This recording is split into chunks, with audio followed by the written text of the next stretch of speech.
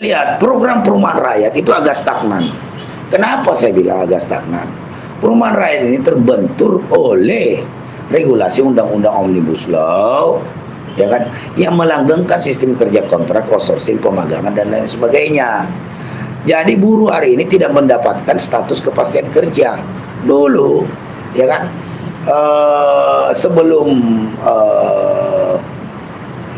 Undang-Undang 13 Undang-Undang tahun 2003 itu orang masuk bekerja itu hanya mengenal masa percobaan 3 bulan, kemudian diangkat menjadi karyawan tetap. Nah, hari ini anak-anak muda kita, angkatan kerja produktif kita usia 20 sampai 35 tahun itu hari ini banyak statusnya yang status kontrak, outsourcing, magang dengan gaji yang tidak layak, ya kan? Jaminan sosial tidak ada. Lah, terus kemudian pemerintah membuat program 3 juta rumah untuk disalurkan kepada seluruh. Kenapa agak terhambat pencairan dana, bantuan dana dari BTN sebesar 25 triliun kepada BTN yang dari Kementerian Keuangan tidak terserap dengan baik? Ya karena itu tadi, bank di sisi lain diminta untuk mencari laba, menyalurkan kredit. Dia tidak pasti, bank BTN ini tidak akan mungkin menyalurkan kredit kepada orang-orang yang tidak jelas status kerjanya, tidak jelas upahnya apalagi upah murah, ya kan? Karena akan terjadi mengakibatkan kredit macet, ya kan? Jadi sebelum Purbaya atau Menteri Perumahan Rakyat ini membuat program rumah murah bagi buruh dan rakyat Indonesia atau petani dan sebagainya, ya harusnya jelasin dulu, beresin dulu urusan ketenagakerjaan kita hari ini, ya kan?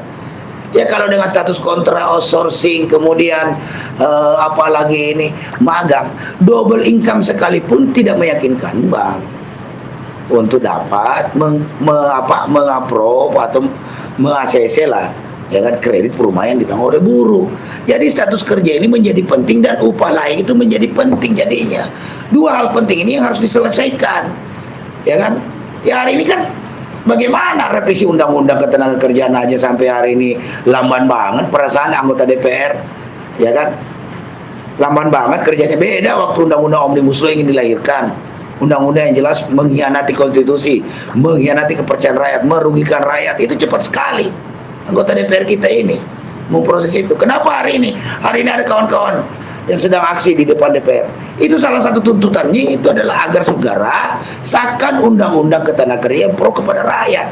Kalau status kerjanya jelas menjadi 3 bulan kemudian diangkat menjadi kartap, ya kan? Ya, kemudian gajinya layak minimal apalagi ini 6,5 juta. Saya yakin perumahan-perumahan yang dibangun oleh Kementerian PUPR itu, perumahan rakyat itu laris kayak kacang goreng.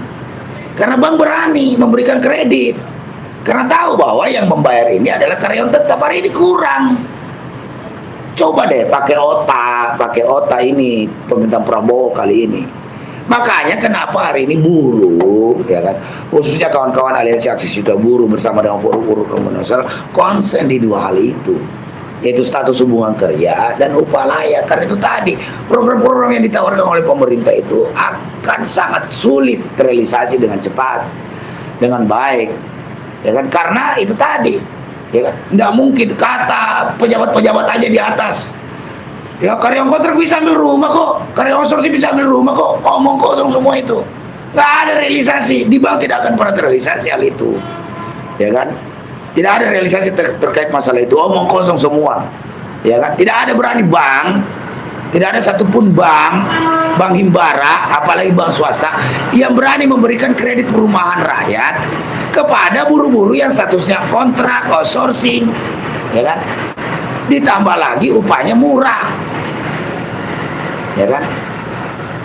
Yang laris adalah sewa-sewa apartemen. Di Jakarta aja sewa kontrakan aja paling murah 1,5 juta. Ini yang menjadi problem hari ini, sehingga dimanapun, disebar kemanapun, ini akan sulit. Maka beresin dulu undang-undangnya, Tuan Prabowo. Woi, istana dengerin pakai otak, gitu loh, ya kan? Kasihan dana yang 200 triliun yang dialihkan tidak terserap bagus di tengah-tengah masyarakat, tidak dirasakan. Yang merasakan itu adalah paling lagi hanya pengusaha-pengusaha besar aja, ya kan? Toh bank diberikan, pada akhirnya diberikan kebebasan untuk bagaimana menyalurkan uang itu secara cepat. Yang diuntungkan adalah korporasi besar lagi yang punya anggunan banyak, yang memang sudah langganan ngutang tiap tahun dengan ini. Apalagi suku bunga bank diturunkan, menjanjikan. Terjadi perputaran itu, tapi buruh-buruh yang bekerja di sentra-sentra industri ini statusnya tidak jelas. Kontra outsourcing magang, bagaimana bisa dapat kredit? Perumahan, omong kosong itu. Belum lagi sementara beli motor, belum lagi beli motor, cicil motor aja harus karyawan tetap. Gimana itu coba? Ya kan? Ini yang semuanya harus diselesaikan dengan baik, Pak Prabowo. Ya kan? Agar perputaran ekonomi itu benar-benar dirasakan, pertumbuhan itu cepat. Ya kan? Hari ini semua tertahan, daya beli masyarakat udah menurun, ya kan? Di mana-mana udah banyak terjadi kekecewaan, ya kan?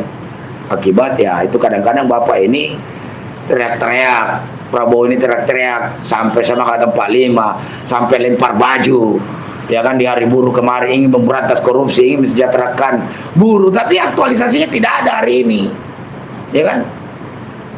Jadi wajar ketika misalnya apalagi ini masyarakat sudah mulai curiga, jangan-jangan Prabowo ini bagian daripada koruptor. Baru kelihatan aslinya. Awal-awal pemerintahannya aja so keras, so tegas, so sosialis, ternyata kapitalis.